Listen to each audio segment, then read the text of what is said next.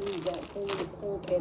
If it's his words that help inflame the situation, why do you think that this threat won't just go away when he does? Well, white supremacy existed before Donald Trump, and it will continue after Donald Trump leaves office in 2 weeks.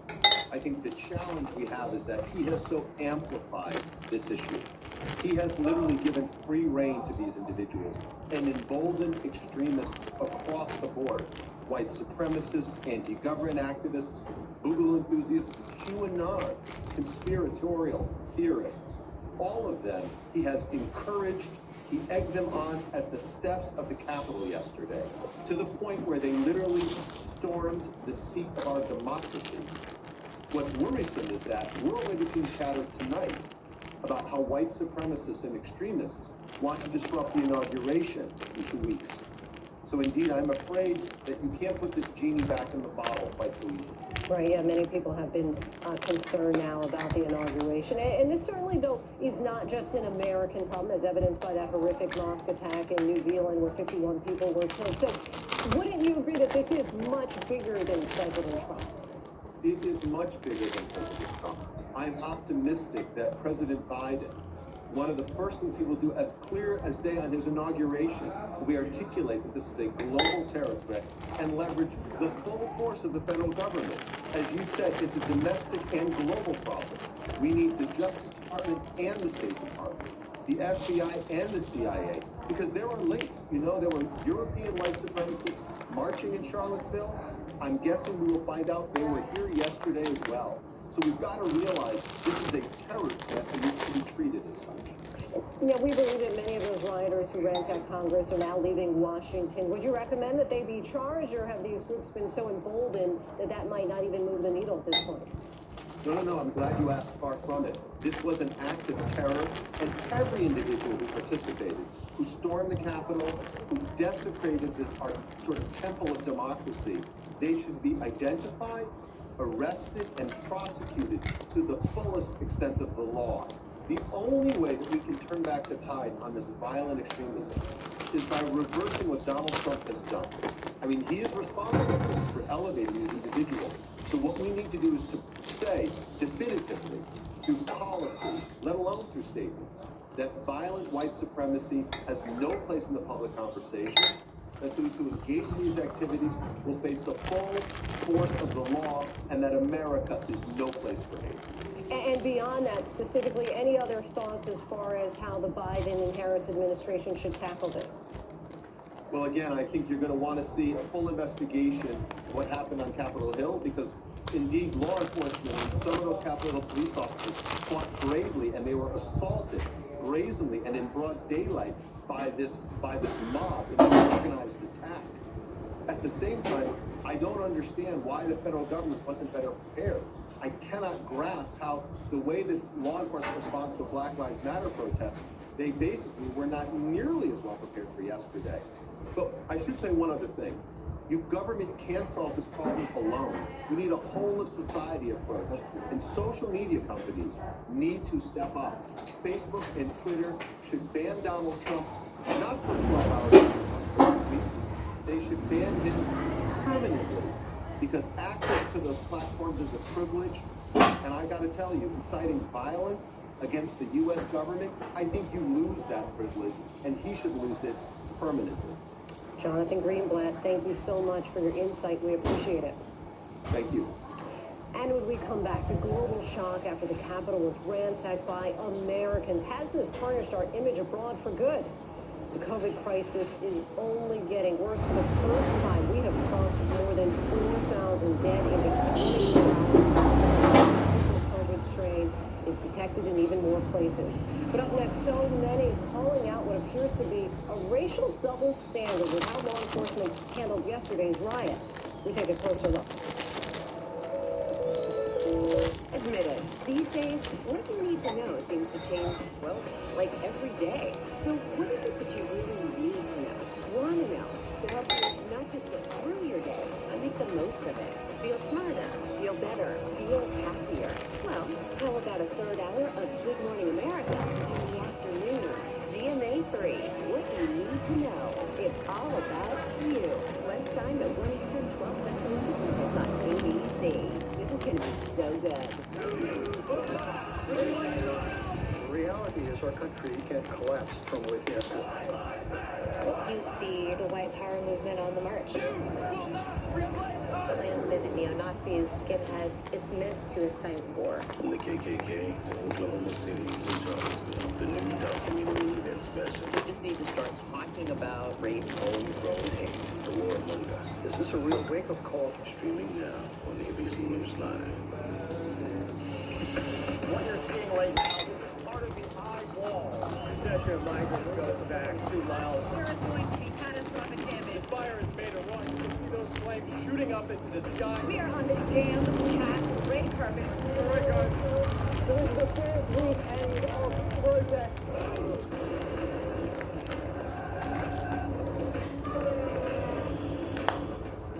Watch ABC News on location for Facebook Watch.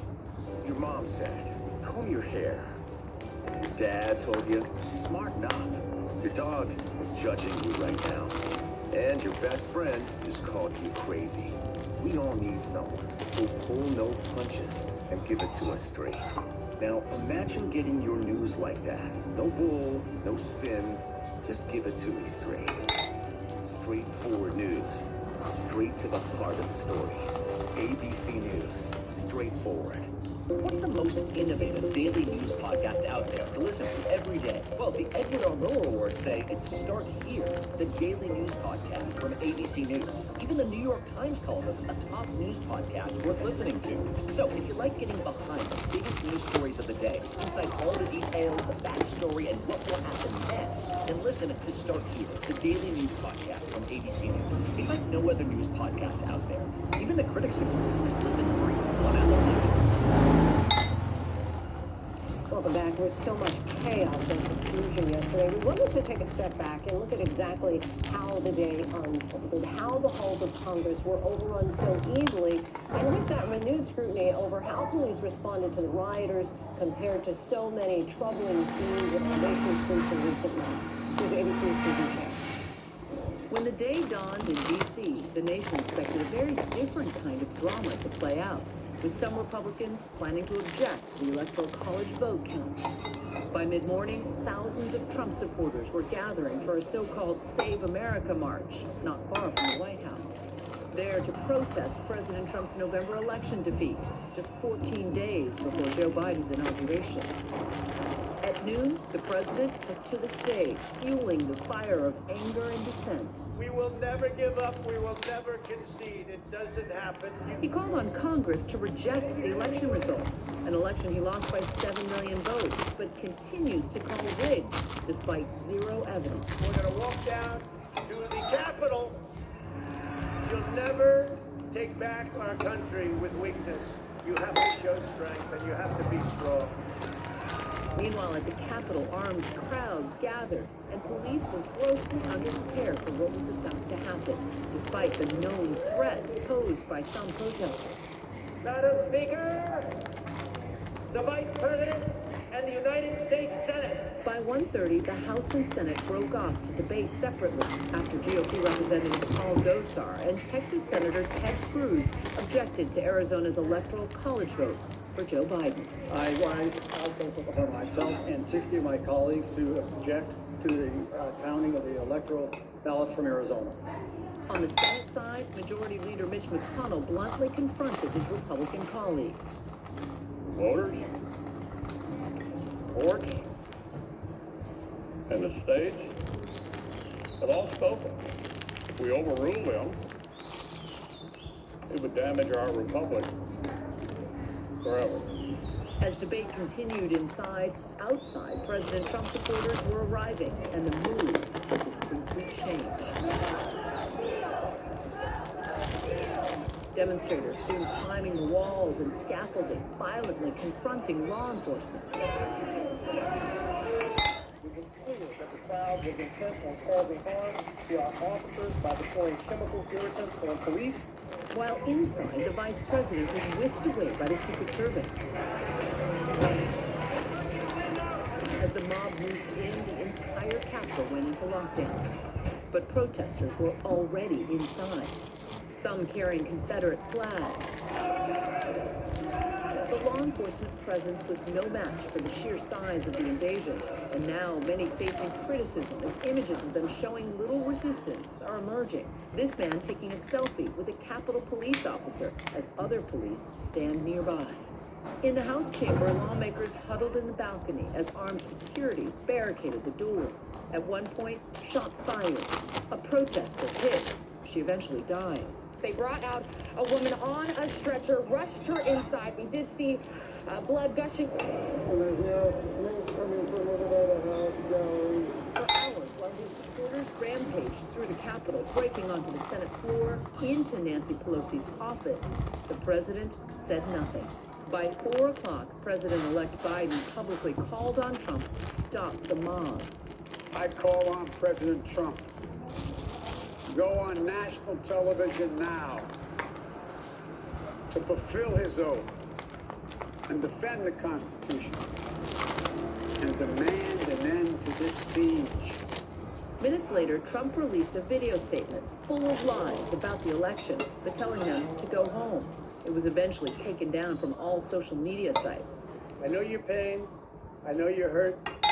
We had an election that was stolen from us, but you have to go home now. We have to have peace. So go home. We love you.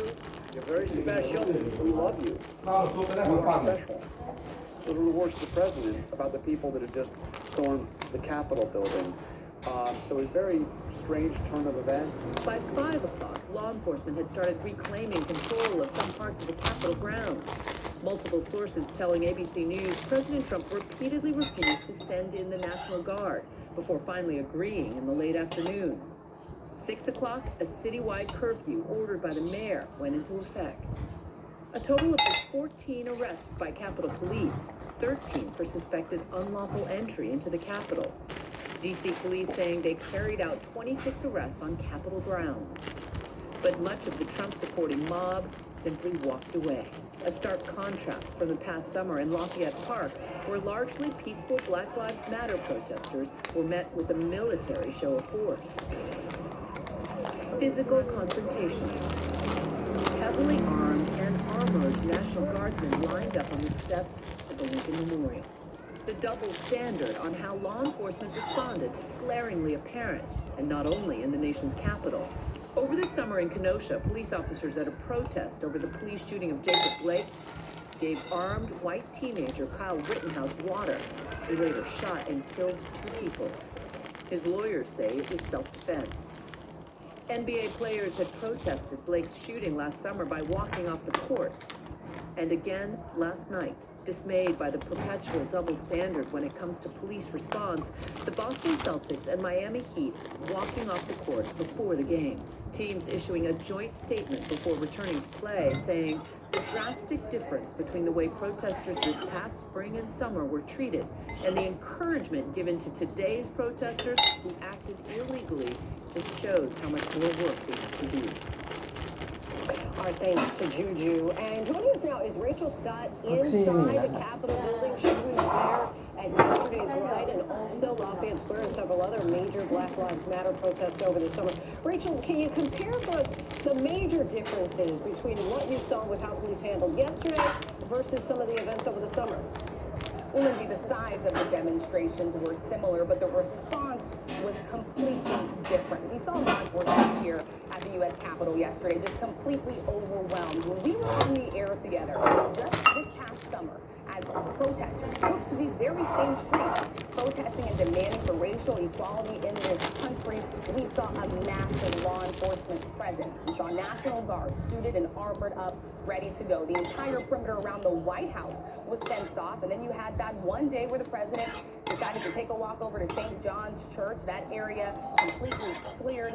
Peaceful protesters forcibly removed. So tonight, so many are asking, what if those protesters and rioters here on the Capitol yesterday had been Black? Many saying that the outcome would have been totally different, Lindsay. Different entirely, we can imagine. Rachel Scott, our thanks to you. Thanks.